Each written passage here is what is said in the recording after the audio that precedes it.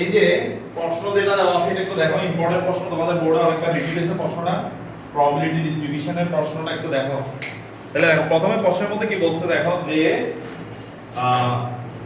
as each company estimated the net profit on a new product। আচ্ছা এটা বোঝানোর আগে তোমাদেরকে একটা দুইটা চিত্র দেখাই, এই প্রশ্নটা বোঝানোর আগে।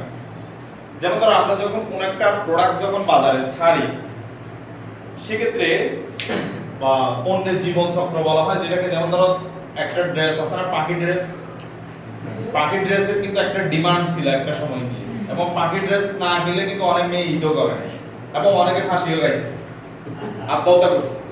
তো এই পাখি ড্রেসের ডিমান্ড কি এখন আছে? নাই। তাহলে হ্যাঁ দেখো, যে যখন আমি ধরো এটা হচ্ছে পাখি ড্রেসের তোমার দুইটা চিত্র দেখাচ্ছি, এটা পাখি ড্রেসের জীবন চক্রটা। তাই না? যেমন ধরো এই পাখি ড্রেস যখন বের হয়েছিল তখন এটার চাহিদা ছিল একদম আকাশচুম্বী, কিন্তু একটা সময় গিয়ে যখন পাখি ড্রেস তখন বের হয়েছিল, রেট কখন ছিল, কত সাল? আচ্ছা 2017 বললাম, এখন হচ্ছে 2024 সাল, এটা হচ্ছে 2024।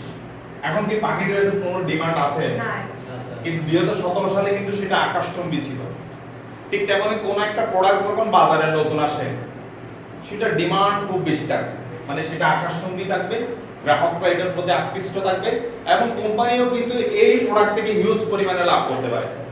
কিন্তু একটা সময় গিয়ে কিন্তু ওই প্রোডাক্টের কিন্তু তেমন একটা ভ্যালু থাকে না, বা ওইটা ড্যামেজ হয়ে যায়। পণ্যের জীবন চক্র যেটা বলা হচ্ছে লাইফ সাইকেল অফ প্রোডাক্ট, যেটা জীবন চক্র ধীরে ধীরে কিন্তু কি হয়, কমে যায়। তাহলে এখানেও যে একটা কোম্পানি বলছে, সে কোম্পানিটা যখন বাজারে ছাড়লো, সেক্ষেত্রে তাদের লাভের পরিমাণটা, যেমন ধরো এখানে যে ওরা যে কোম্পানিটা করতেছে, সেই নতুন একটা প্রোডাক্ট যখন লঞ্চ করছে, সেক্ষেত্রে প্রথমে কিন্তু তোমার লাভ দেখাচ্ছে 3 লাখ টাকা। তাহলে প্রথম লাভ কত? ফার্স্ট লাভ হচ্ছে তাদের কত? 3 লাখ টাকা। এরপর বলছে যে during the first year successfully, মানে প্রথম বছর তো যে কোনো পণ্য যখন বাজারে ছাড়ি, সেক্ষেত্রে সেটা অবশ্যই সাকসেস হয় যদি সেটা গ্রাহকদের আকর্ষিত করতে পারে, সেই পণ্যের কিন্তু আকর্ষণ হয়। তাহলে ফার্স্টে সেটা সাকসেসফুলি হয়েছে। তারপর হচ্ছে বলছে মডারেটলি সাকসেসফুলি, তার মানে প্রথম বছর যদি এটা হয়, দ্বিতীয় বছরে কিন্তু আরেকটু কম, তখন কিন্তু ডিমান্ড হয়ে গেছে কত? 1 লক্ষ টাকা। 1 লাখ টাকা। তার মানে তখন কিন্তু সেলস একটু কমতেছে, কারণ প্রথম দিকে যেভাবে চাহিদা থাকে, পরবর্তী গিয়ে পণ্যের চাহিদাটা তেমন থাকে না। সেজন্য বলছে যে এটা মডারেটলি সাকসেসফুল হচ্ছে কত? 1 লক্ষ। 10 লাখ। কত? 10 লাখ। সরি 10 লক্ষ। তাহলে প্রথম টাকা কত? 30 লক্ষ। 30 লাখ। 30 লাখ, সরি আমার ভুল হয়েছে। তাইলে প্রথমটা এখানে 30 লক্ষ, তারপরটা কিন্তু 10 লক্ষ। ঠিক আছে এখন? Yes sir. আচ্ছা, এরপরে গিয়ে কোম্পানিটা, যে আমি বললাম যে পণ্যের জীবন চক্রের মধ্যে প্রথমে কোম্পানি হিউজ পরিমাণে লাভ করবে, তাহলে প্রথমে কিন্তু সেটা 30 লক্ষ ছিল, এরপরে গিয়ে সেটা কিন্তু 10 লক্ষতে নামছে, এরপরে গিয়ে কিন্তু একটা সময় গিয়ে যখন ডাউনতে চলে যাবে, তখন কিন্তু সেটা লস প্রজেক্ট হয়ে যাবে। তাহলে সেক্ষেত্রে কোম্পানি কিন্তু আবার লসের দিকে চলে গেল, কত? 10 লক্ষ।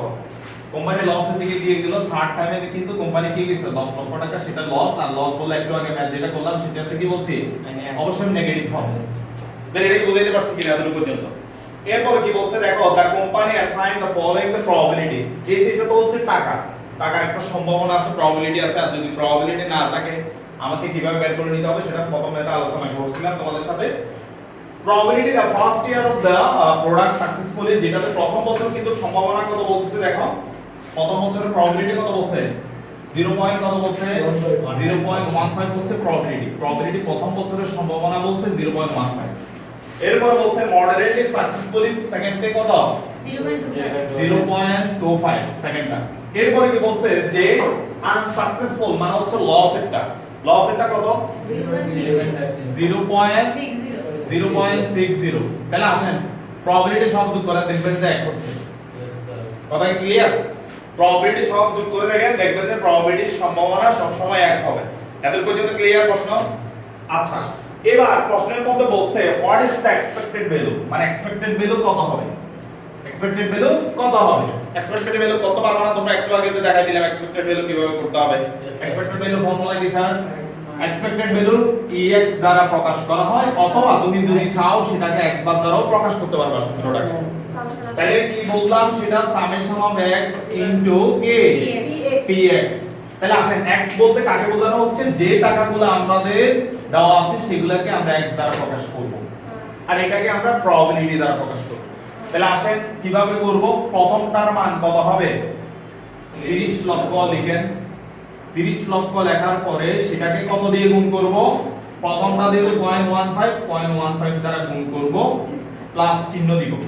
এইভাবে দ্বিতীয় বছরেরটা লিখব। দ্বিতীয় বছর কত আছে 10 লক্ষ, সেটা প্রবাবিলিটি কত 0.25 দ্বারা গুণ করব আবার প্লাস চিহ্ন দিব।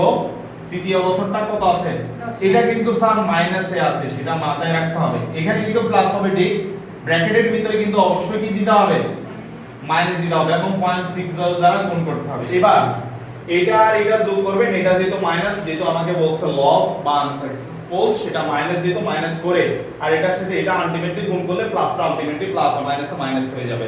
ক্যালকুলেশন করে দেখো উত্তর কত আসছে, দেখি দ্রুত করো, একটু দ্রুত করো। তাহলে দেখো এখানে আমাদের কিন্তু টোটাল x বার বা এক্সপেকটেশনের ভ্যালুটা কত আসছে, প্রথমটা 4,50,000, তারপরেরটা হচ্ছে 2,50,000, এরপর মাইনাস 6 লাখ।